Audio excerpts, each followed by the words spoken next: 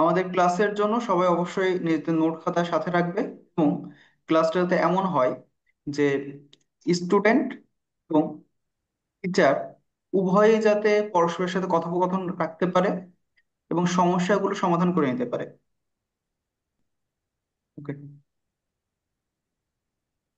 হ্যাঁ। আচ্ছা, আমাদের এই অধ্যায়টা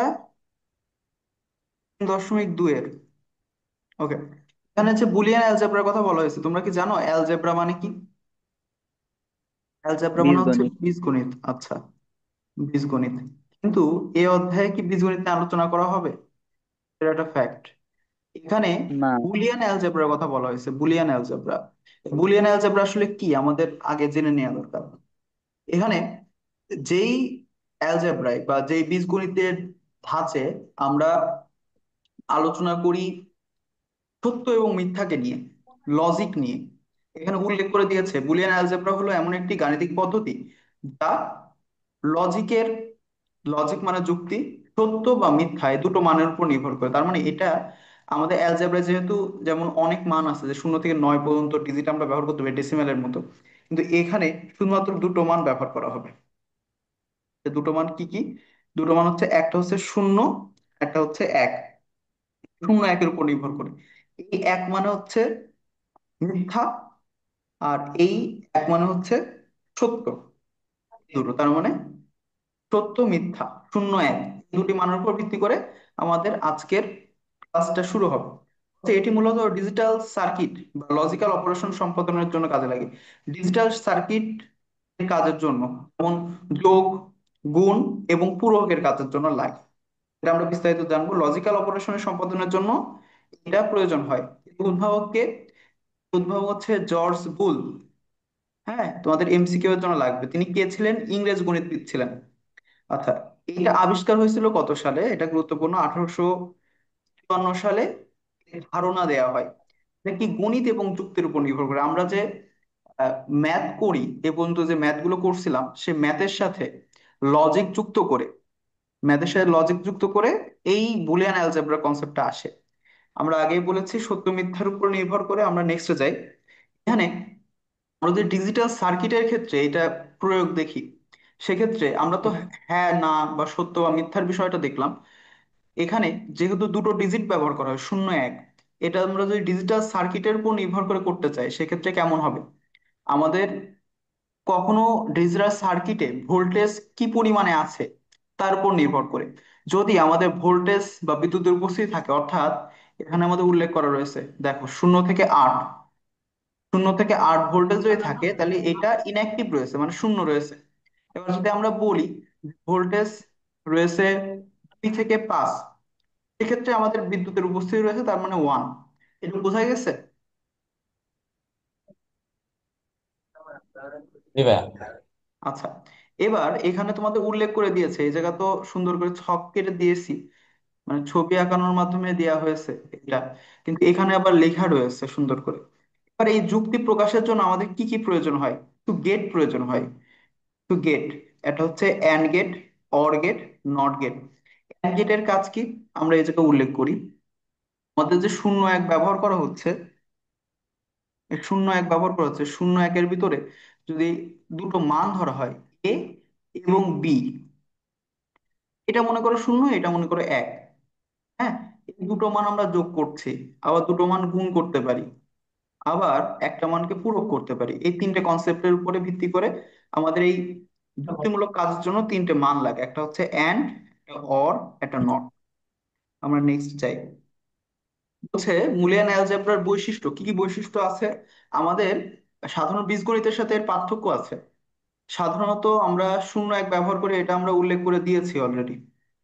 0 1 ব্যবহার করে এটা উল্লেখ করা হয়েছে। এবং এই বুলিয়ান অ্যালজেব্রার কিছু বৈশিষ্ট্য থাকবে, এখানে কোনো রকম ভগ্নাংশ থাকতে পারবে না। ভগ্নাংশ মানে কি? দেখা হলো 0.1 2 3, এরকম থাকতে পারবে না। এরপরে কি আছে? লগারিদম, যেমন লগ এর ফাংশন থাকে, log 10 এরকম থাকে না, এমন মান থাকতে পারে না। বর্গ মানে জি। a², আবার ঋণাত্মক মান -1। হ্যাঁ, বা কাল্পনিক মান, আমরা একটা মানকে কল্পনা করে নিচ্ছি, এমন একটা মান থাকবে না। যেমন i = -1 এরকম থাকতে পারে, এমন টাইপের মান। এই মানগুলো এখানে ব্যবহার করা হবে না। এরপরে কি আছে? মানে যোগের কাজ আসবে। আমরা বুঝলাম যোগের জন্য আমাদের ব্যবহার করা হয় অর গেট, অর গেট যোগের। গুণের জন্য ব্যবহার করা হয় অ্যান্ড গেট, অ্যান্ড গেট। আবার পূরকের জন্য ব্যবহার করা হয় নট গেট। এই তিনটে মান ব্যবহার করা হবে। জ্যামিতি ও ত্রিকোণমিতি সংক্রান্তও নয়। এখানে জ্যামিতির ফাংশনের কোনো কিছু নেই, ত্রিকোণমিতির কোনো ফাংশনের কোনো কিছু নেই। বলতে দশমিক অ্যালজেব্রার তুলনায় এটি সহজ। এটি সহজ কেন? কেননা এই জায়গায় শূন্য এবং এক ব্যবহার করা হয়, সেই কারণে। আচ্ছা, এবার আমরা ওই একই কথা আবার একটু শুনবো। সেটা হচ্ছে আমাদের তিনটে কাজ রয়েছে এখানে, আমরা অলরেডি বলে দিয়েছি। অ্যান্ড এর কাজ, অর এর কাজ, নট এর কাজ। অ্যান্ড কিভাবে দেখায়? এই পয়েন্ট দিয়ে, যেমন এ ইন্টু বি। আর এটা কি হবে? প্লাস হিসেবে এ প্লাস বি। এটা কি হিসেবে? বার হিসেবে, এটা এ বার, এমন ভাবে দেয়, ঠিক আছে? অ্যান্ড এর কাজ গুণ, এর কাজ যোগ, এর কাজ পূরক। এই দেখ, কি কোনো সমস্যা আছে বুঝতে? হ্যাঁ স্যার, বুঝছি। মেয়েরা কোনো সমস্যা আছে? না ভাইয়া। আচ্ছা, এখানে আরেকটা জিনিস, এই যে পূরকের কথা বলছে, নটের কথা বলছে, নটটা কিভাবে কাজ করে এটা একটা ফ্যাক্ট। মনে করো তোমার কোনো একটা মান রয়েছে ওয়ান, একে বিপরীতীকরণ করে। অর্থাৎ আমি যদি একটা মান ধরি যেটা এ সমান ওয়ান, এবং আমি যদি এ বার লিখি, তাহলে এটার মান পাল্টায় গিয়ে শূন্য হয়ে যাবে, ঠিক আছে? নেক্সট যাই, এন্ড অপারেশন।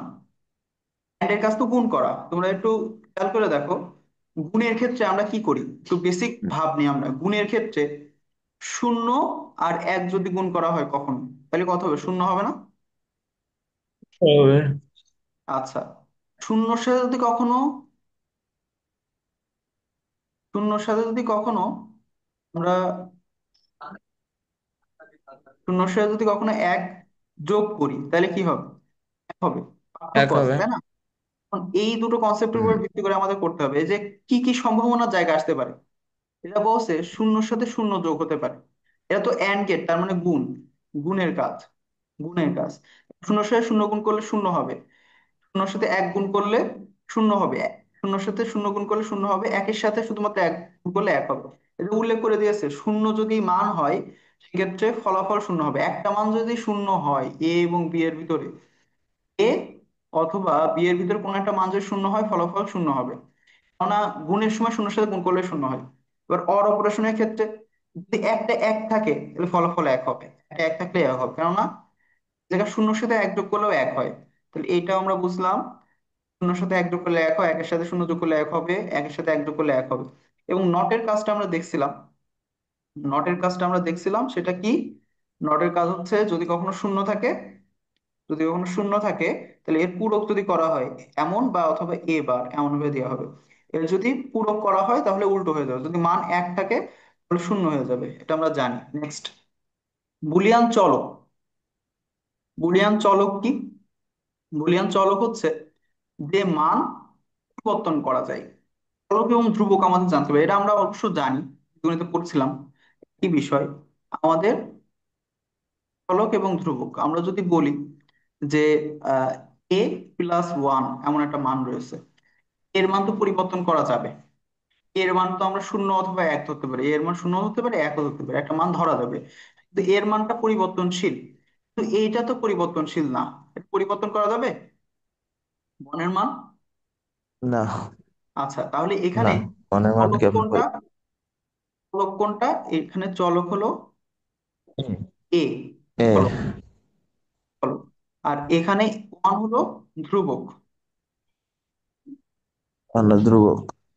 আচ্ছা, কারণ এর মান পরিবর্তন করা যাবে না। এবার পূরক মানে কি? পূরক মানে হচ্ছে শূন্য থাকলে এক হবে, এক থাকলে শূন্য হবে। পূরককে এবার দিয়ে চিহ্নিত করা হয়, এটা ফ্যাক্ট না।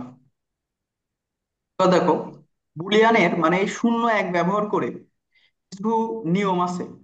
যেমন শূন্যর সাথে শূন্য যোগ করলে কি হবে, শূন্যের সাথে এক যোগ করলে কি হবে, এই জিনিসটা তোমরা পারবা, অলরেডি বলা হয়েছে একবার। হুম। এগুলো, ওই যে এগুলো এন্ড অর, এদের দেখেন। এটা হচ্ছে যোগের নিয়ম। যোগ মানে হচ্ছে অরের কাজ, গুণ মানে হচ্ছে এন্ড এর কাজ। গুণ শূন্যর মানে সাথে, এন্ড এর কাজ। হ্যাঁ, শূন্যর সাথে যদি এক শূন্য যোগ করা হয় তাহলে শূন্য হবে, শূন্যের সাথে এক যোগ করলে এক হবে, শূন্যের সাথে এক এক, একের সাথে এক এক, এগুলো আমরা করেছি অলরেডি। গুণের ক্ষেত্রে হুম। কি হয় আর হচ্ছে পূরকের ক্ষেত্রে কি হয় আমরা এই পাশে করেছি। দেখো এই পাশে অলরেডি আমাদের ডান হয়ে গেছে, ঠিক আছে। আচ্ছা। জি। আর মানে তো বিপরীত মান, ইনপুটের বিপরীত মান এখানে বুলিয়ানের দ্বৈত নীতি আছে। দ্বৈত নীতি মানে তোমরা একটু মনোযোগ দিয়ে দেখো, কখনো যদি কোনো একটা অঙ্কে গুণ হিসেবে রেখে দেওয়া হয়েছে কোনো মানকে, সেই গুণকে আমরা যদি যোগ তৈরি করি, যোগ হিসেবে উপস্থাপন করি, এই জায়গা বলছে, এবং কখনো শূন্য থাকলে সেই মানকে যদি আমরা এক হিসেবে উপস্থাপন করি, বা এক থাকলে যদি আমরা শূন্য হিসেবে উপস্থাপন করি, তাহলে ওর ফলাফল একই রকম থেকে যাবে। এটা হচ্ছে দ্বৈত নিয়ম। এটা বলছে যে নীতিতে কোনো বৈধ বুলিয়ান সমীকরণ থেকে শূন্যকে এক এবং অরকে কে অর কে অর বিনিময় করে অন্য একটি বৈধ সমীকরণ পাওয়া যায়, সেটা দ্বৈত নীতি। মানে একটা সূত্র, সেটা হচ্ছে বৈধতা পেয়েছে বা এটা সঠিক এমন একটা সূত্র, সেই সূত্রকে আমরা যদি আবার আহ, যদি গুণ থাকে তাহলে যোগে রূপান্তর করলাম, আবার শূন্য থাকলে একে রূপান্তর করলাম, এমন বিনিময় করে যদি বিনিময় করা হয়, সেক্ষেত্রে ওই সূত্রটা আবার আগের মতনই উপস্থাপন হবে।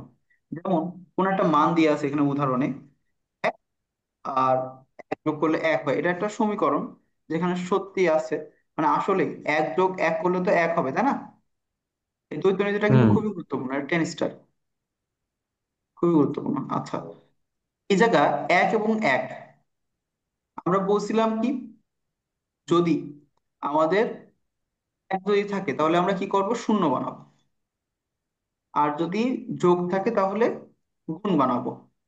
আবার কি আছে, আবার যদি এক থাকে শূন্য বানাবো। এই যদি করা হয় তাহলে আমাদের এই জায়গাতে এক থাকলে শূন্য হয়ে যাবে। এটাও তো একটা বৈধ সমীকরণ। শূন্য সে শূন্য গুণ করলে কি শূন্য হয় না? হুম। আমরা আর একটা বৈধ সমীকরণ নিয়ে যা দিয়ে আছে শূন্য ইন্টু ওয়ান, আচ্ছা, সমান শূন্য দিয়ে আছে, শূন্যের সাথে এক যদি গুণ করা যায় তাহলে তো শূন্য হয়। এবার আমরা কি করব, এককে পাল্টাবো, শূন্যকে পাল্টাবো, শূন্যকে পাল্টালে কি হবে, এক হবে। শূন্যকে পাল্টালে আমাদের এক হচ্ছে। এবার গুণকে আমরা যোগ করলাম, এবার এই যে এক আছে, এই যে শূন্য করলাম, তাহলে এই যে ফলাফল, এই যে শূন্য আছে এক হলো। তাহলে দেখো একের সাথে শূন্য যোগ করলে কি এক হয় না? হ্যাঁ ভাই। মেয়েরা বুঝতে পারিছো?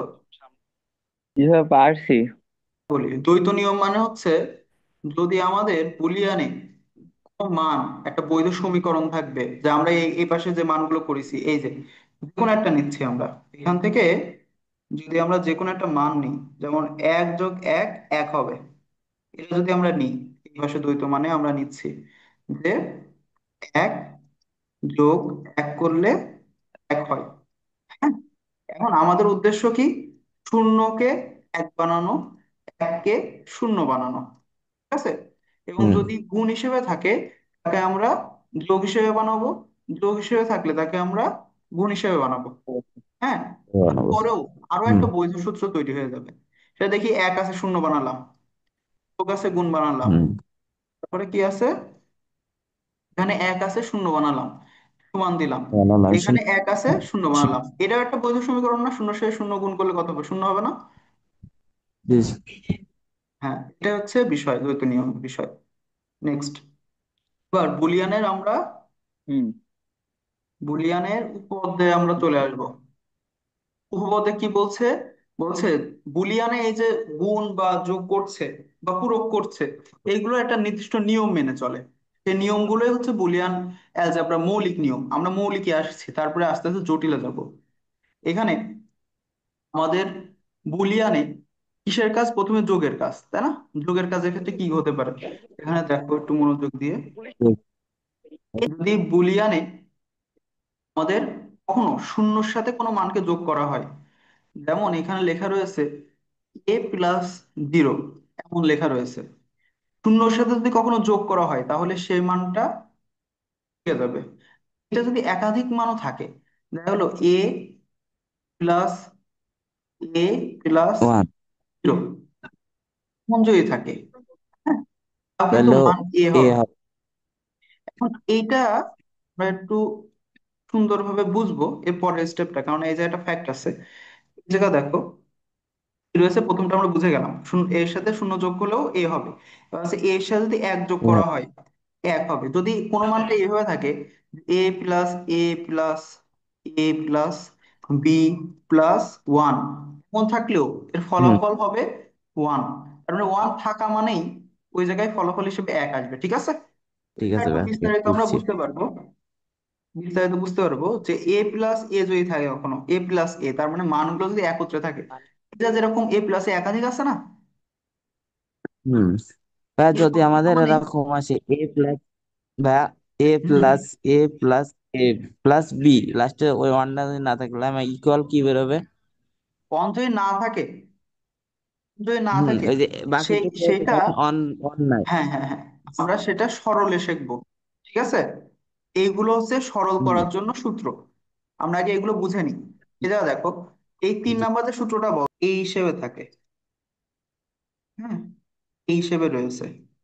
আচ্ছা, আরেকটা মান যদি এ বার হিসেবে থাকে, এটা তো প্লাস প্লাসের কাজ করছে, এ প্লাস এ বার, অর্থাৎ আমাদের, দেখো দি, এ মানে যদি আমরা শূন্য ধরি, হ্যাঁ, এ বার মানে কত, হুম, ওয়ান না? শূন্য ওয়ান। হ্যাঁ, বার হয়ে ও, যাওয়া মানে এ মান এ তো বদলাই দেওয়া। এটা মানে বুঝছি। আচ্ছা, তাহলে বার আমরা হয়ে যদি গেলে এ এর ওয়ান মানকে শূন্য ধরি, এ বারের মানকে তাহলে কি ধরতে হবে, ওয়ান ধরতে হবে না? ওয়ান হ্যাঁ, ধরতে হবে। আর জি, তাই যদি হয় তাহলে এই দুটো মান যোগ করলে কত হবে, এক হবে না? ওয়ান হবে। হুম, হ্যাঁ, সে ওয়ান আছে না এখানে? জি ভাই আছে। ওকে, এই বিষয়টাই, এই বিষয়টাই এখানে বোঝানো হয়েছে। তারপরে দেখো, ওরা জি, বলছে এ ইন্টু ইন্টু জিরো, মানে এ এর সাথে যদি শূন্য গুণ করা হয় তাহলে সেটা জিরো হবে। এরপরে বলছে কি, জিরো হবে। এ ইন্টু ওয়ান, এর সাথে যদি এক গুণ করা হয় সেক্ষেত্রে ফলাফল এ হবে। তাহলে এরপরে এ বলছে, হবে। হুম, ডাইরেক্ট সেভ করুন। এরপরে বলছে কি, এ এর সাথে এ যদি গুণ হিসেবে থাকে তাহলে ফলাফল এ হবে, মানে এ যদি একাধিক এও যদি গুণ হিসেবে থাকে, একাধিক এও যদি গুণ হিসেবে থাকে, তার মানে হচ্ছে এ হবে। একাধিক এ যদি যোগ হিসেবে থাকে তাও ওইটা এ হবে, ঠিক আছে, একই বিষয়। এবার বলছে জি ভাই। এ ইন্টু এ বার, আগে কিন্তু যোগ হয়েছিল, এ প্লাস এ বার যোগ হুম, হয়েছিল, কারণ হচ্ছে এ ইন্টু এ বার, তার মানে এটা যদি জিরো হয় তাহলে এটা হবে ওয়ান। শূন্য এক গুণ করলে কত হয়? শূন্য হয়, সেজন্য এই জায়গায় শূন্য হচ্ছে। তাহলে এখানে এই জিনিসটা গুরুত্বপূর্ণ, এই পাশে এই জিনিসটা গুরুত্বপূর্ণ। Clear? তাহলে ভাই এ বার ইন্টু এ বার ওয়ান হবে নাকি? এবার ইন্টু এবার, ওয়ান হবে না? এটা নির্ভর করবে আমি এ এর মানকে কি ধরেছি তার উপরে, ঠিক আছে। এর মানকে যদি আমি শূন্য ধরে থাকি, হ্যাঁ, এর মানকে যদি আমি শূন্য ধরে থাকি তাহলে এ বার মানে ওয়ান ইন্টু ওয়ান, সেক্ষেত্রে তো ওয়ান হচ্ছে। এর মানকে যদি যখন আমি, বুঝছেন, শুনেন, যখন আমাদের কোয়েশ্চেন দেবে তখন কি এর মান দিয়ে দেবে না, এর মান আহ, যদি নাকি এমসিকিউ তে দেয় এটা সেক্ষেত্রে দিয়ে দেবে, এমসিকিউ যদি দেয় সেক্ষেত্রে দিয়ে দেবে, ঠিক আছে।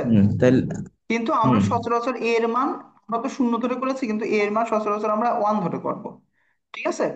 জি, জি, কিন্তু ওয়ান যদি থাকে সেক্ষেত্রে কি হচ্ছে, এই জায়গা ওয়ান থাকলে শূন্য হচ্ছে, শূন্য ইন্টু শূন্য, থেকে শূন্য হচ্ছে। আচ্ছা, নেক্সট, হুম, আমরা নেক্সটে যাই। এবার মানে তো ও, ওয়ান ধরা হয়। হ্যাঁ, তারপর আরো একটা জিনিস বাকি আছে, সেটা হচ্ছে পূরক। সেটা এই পূরক, পূরক। মানে হচ্ছে কোনো কিছুর উপর বার দিলে তো বদলায় যায়। আমরা কোনো কিছুর উপরে দেখা গেলো বার দিছি, হ্যাঁ, যদি ডাবল বার থাকে তাহলে এই দুটো বার একসাথে উঠাই দেওয়া যায়, ঠিক আছে, এটা উঠাই দেওয়া যায়, জি, বুঝা গেছে। জি, বা আমি যদি কোনো কিছুর আগে বার দিতে চাই তাহলে একবার আনতে চাই, আনতে হবে দুটো বার, একটা বার সিঙ্গেল দিতে পারবো না। যদি কারোর উপরে বার দিতে তো হয় ভাই সেক্ষেত্রে দুটো দিতে হবে। যখন তাহলে ডবল বারের কাজ হবে, মনে করেন এ ডবল বার ইন্টু এ ডবল বার, তাহলে আমার কি অ্যান্সারটা এই আসবে, দুইটা কেটে যাবে, হ্যাঁ হ্যাঁ হ্যাঁ উঠাই হ্যাঁ, দেওয়া যাবে। দেখা গেল যে তোমার দেওয়া আছে এ ডাবল বার প্লাস এ ডাবল বার, আমি দুটো বারে উঠাই দিতে পারবো।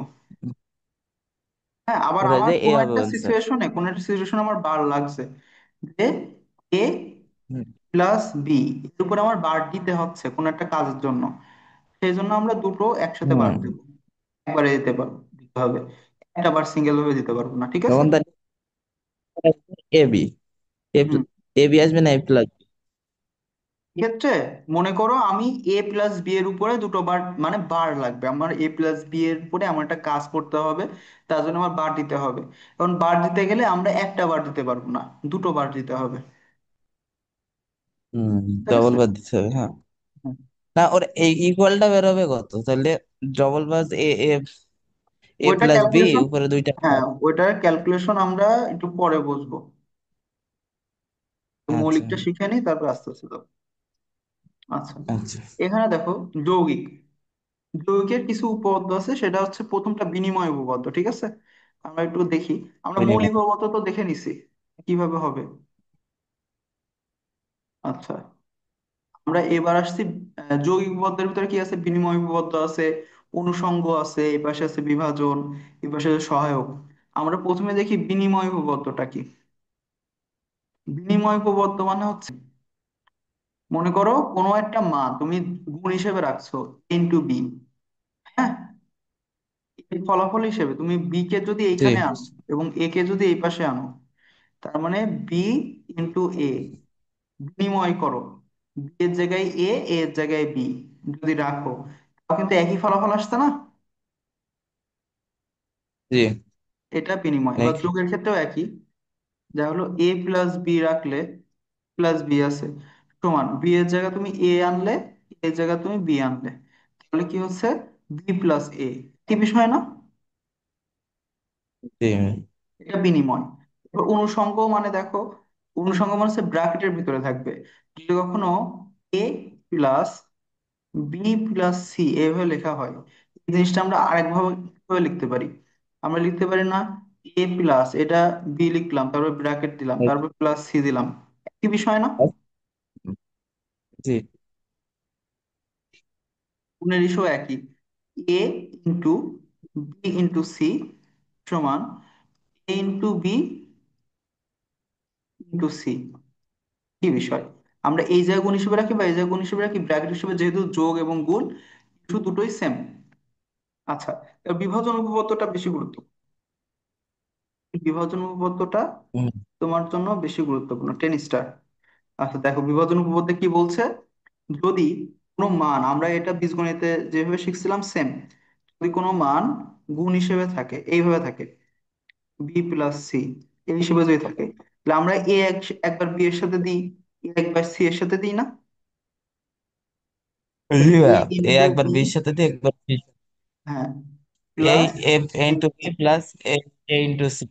আচ্ছা এবার আমরা এইটা দেখি, এইটা আমরা করিনি, সচরাচর করিনি, তো এই জিনিসটাও সোজা, আমরা একই থিম অনুযায়ী করবো, সেটা কি হবে, এ প্লাস বিসি লেখা রয়েছে, এর মানে কি, এ একবার যোগ হিসেবে বি এর সাথে যাবে, তো এই যে যেহেতু ইনটু আছে, এ একবার যোগ বি এর হিসেবে সাথে যাবে এভাবে যোগ যায় হিসেবে। নাকি?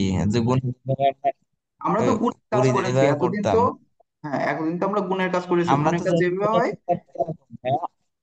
হ্যাঁ। আমরা যোগ হিসেবে করতাম এ প্লাস বি ইন্টু সি থাকলে ডাইরেক্ট হুম। মনে করেন যে A B, A, A into B into C লিখে দিতাম না, বিষয় হচ্ছে, আমরা যদি এমন ইস্যু নাকি? থাকতো, এমন ইস্যু যদি থাকতো, তাহলে আমরা কমন খুঁজতাম, কমন আছে কিনা, হ্যাঁ, কমন হ্যাঁ, আছে কিনা কমন তাই খুঁজ, খুঁজতাম। কমন খুঁজ।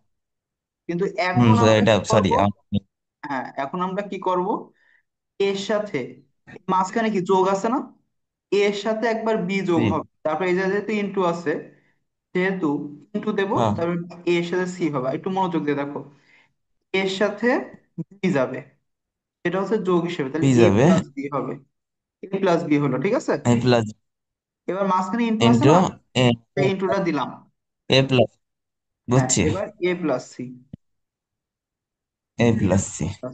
শেষ। বুঝছি, বুঝছি। তাহলে এইটা হচ্ছে বিভাজন উপপাদ্য, মানে সহায়ক। বিভাজিত হয়েছে মানকে, বিভাজিত করা হয়েছে।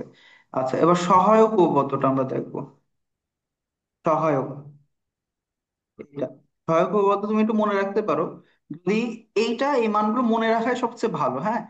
পুরো আমরা সহায়ক উপপাদ্যটা ক্যালকুলেশন করে মানটা বের হয়, এটা সরাসরি আমরা দেখি, ক্যালকুলেশন করে দেখি, আমরা একটু মুছে দিচ্ছি এগুলো, দেন, সমস্যা নেই, আমি স্ক্রিনশট নিয়ে নিছি। এটা ইউটিউবে আপলোড করবো, সমস্যা নেই, সুযোগ হলে ইউটিউবে আপলোড করা হবে। ওকে, হ্যাঁ দেখো সহায়ক উপপাদ্য কিভাবে কাজ করতেছে। এ বি, সরি বি হবে না, এ ইন্টু বি নাকি? এ লেখা রয়েছে ইন্টু এ প্লাস বি, এভাবে লিখলাম, এ ইন্টু এ লিখলাম প্লাস, এই জায়গায় কি হচ্ছে মান, প্লাস বি। এ হচ্ছে প্লাস এ বি হচ্ছে না, এই জায়গা থেকে আমরা হুম। এ কমন নিতে পারি না, এ যদি কমন নিই তাহলে কি হচ্ছে, ওয়ান প্লাস এ বি হচ্ছে না, অন থাকবে কেন? মানে এ উঠে যাচ্ছে, কমন নিচ্ছি তো, এ কমন নিচ্ছি না, ও হ্যাঁ হ্যাঁ হ্যাঁ হ্যাঁ, বুঝছি, বুঝছি। তাহলে ওয়ান এর সাথে এ বি যদি কখনো যোগ হয় সেক্ষেত্রে মান কি হয়, এ ইন্টু ওয়ান হয়ে যাবে না। এ ইন্টু। হুম। আমরা বলছিলাম একের সাথে যাই যোগ করা হোক না কেন ফলাফল এক হবে, এক লিখলাম, একের সাথে হুম। এক এবার গুণ হিসেবে রয়েছে তাহলে ফলাফল এক, ঠিক আছে এটা। এ, বুঝছি বুঝছি। আচ্ছা এবার আমরা মানে পরেরটা দেখি। কমন নিয়ে এদের কাজ করতে হবে। হ্যাঁ এটা মনে রাখতে হবে, মুখস্থ রাখতে হবে, কিন্তু আমি কিভাবে কাজ ও, হয় সেটা আমি সরল করে দেখালাম আর কি। হ্যাঁ বুঝছি। এরপরে দেখো, উম, এখানে পরেরটা, এটা আমরা দেখি, এ প্লাস, এটাও সহজ, এটা একবার হয়ে যাবে, এ কমন নিয়ে যাচ্ছে, তাহলে ওয়ান প্লাস এ বি হচ্ছে, ওয়ান প্লাস এ বি যদি হয় প্লাস তাহলে এ ইন্টু ওয়ান ওয়ান প্লাস সমান এ, ঠিক আছে। এ। হুম, বুঝছি। আচ্ছা এটা আমরা আবার দেখি, এটা দেখি, পরে বারেরটা এ দেখো বার plus A B. A bar plus A B, এ এখানে আমাদের কি হবে, ওয়ান, ওয়ান, এবারের মান হবে ওয়ান নাকি? না না মান নিয়ে করতে হবে না, এবার এটার সাথে এইটা আমরা ক্যালকুলেশন করবো, তাহলে কি হচ্ছে, এবার প্লাস প্লাস এ প্লাস ইন্টু বি, বি এবার প্লাস বি, প্লাস ঠিক আছে। অফ। দেখো এ বার প্লাস এ এর মান কত, এটা দেখো আমরা বললেন যে মান কত? মৌলিক বসলাম, এই যে এ বার প্লাস এ, এই যে বলছিলাম এটা গুরুত্বপূর্ণ, এবার প্লাস ও এ মানে ওয়ান কত, ওয়ান ওয়ান, ওয়ান হ্যাঁ, তো এই যে কি হবে, ওয়ান। ওয়ান হবে, ওয়ান প্লাস কি আসছে, এ বার প্লাস বি, তাই তো। আচ্ছা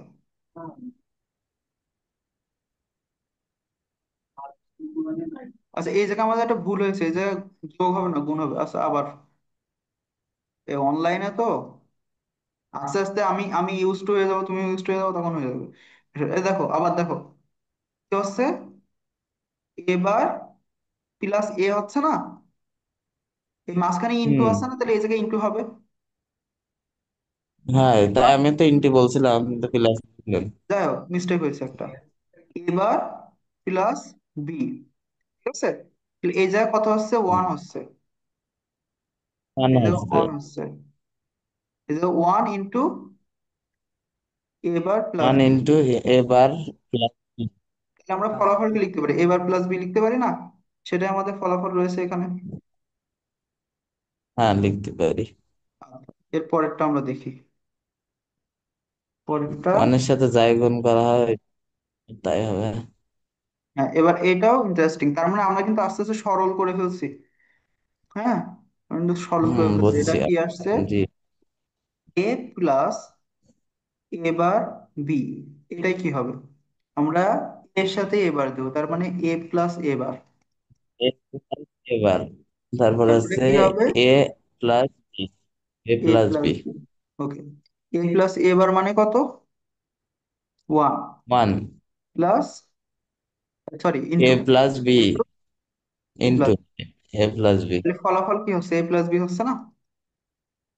হচ্ছে। হ্যাঁ বুঝছি ভাই, আমাদের এটা এই আমি সহায়ক দিলে করতে। উপপাদ্যগুলো আমরা মুখস্থ করব,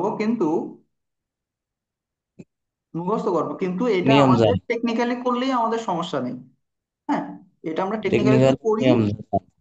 যেমন আমরা করে দিলাম, এটা এগুলো হচ্ছে এমসিকিউ এর জন্য গুরুত্বপূর্ণ, ঠিক আছে? তোমাদের বলবে এমসিকিউ এ জি ভাই। নিচের কোনটি বিভাজন উপপাদ্য, আমি পারবো, নিচের কোনটি অনুষঙ্গ উপপাদ্য এইটা, নিচের কোনটি বিমূর্ত উপপাদ্য এইটা, কোনটি সহায়ক উপপাদ্য এইটা, মৌলিক উপপাদ্য গুলো দিয়ে যেগুলো বাস্তবায়ন করা হয় সেগুলো হচ্ছে সহায়ক উপপাদ্য, ঠিক আছে? জি ভাই। ওকে, নেক্সট। লিখে তো ডি দেব মর্গানের তো সমাধান। সূত্র, এটাই সম্ভবত আজকে লাস্ট। জি মত। ডি মর্গানের সূত্র, ডি মর্গানের সূত্র আমাদের কি বলছে?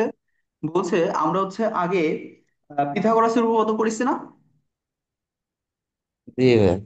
আচ্ছা, পিথাগোরাসের উপপাদ্য একজন আবিষ্কার করেছেন, তার নাম অনুসারে ওইটা আবিষ্কার করা হয়। এখন এই রিমল। সূত্রটাও, এই ডি মর্গানের সূত্রটাও ফরাসি গণিতবিদ ডি মর্গ্যান বুলিয়ান ফাংশন সমীকরণ তৈরি করার জন্য, এই যে বুলিয়ান বুলিয়ান উপপাদ্যের ক্ষেত্রেই কাজে লাগানোর জন্য এই সূত্রটা আবিষ্কার করেন, এই সূত্রটা আবিষ্কার করেন, ঠিক আছে? আচ্ছা, এটা যে সূত্র, এটা হচ্ছে উপপাদ্যের অন্তর্ভুক্ত, হ্যাঁ। এটা যে সূত্র, সে সূত্রটা কিভাবে কাজে লাগে আমরা একটু দেখি। কোনো মান যদি দুটো ভেরিয়েবল ব্যবহার করা হয়, দুটো ভেরিয়েবল মানে হচ্ছে এ এবং বি, এই দুটো ভেরিয়েবল যদি ব্যবহার করা হয়, তাহলে প্রথম সূত্র হচ্ছে যোগের, আমরা প্রথম সূত্র বলবো, প্রথম সূত্র হচ্ছে যোগের সূত্র, ঠিক আছে? আর দ্বিতীয় সূত্র, হুম। দ্বিতীয় হচ্ছে গুণের গুণের। সূত্র। আচ্ছা, হুম। এই সূত্রে কি বলছে তুমি মনে রাখবা, প্রথম সূত্র যেহেতু যোগের, আমরা যোগেরটা দেখি।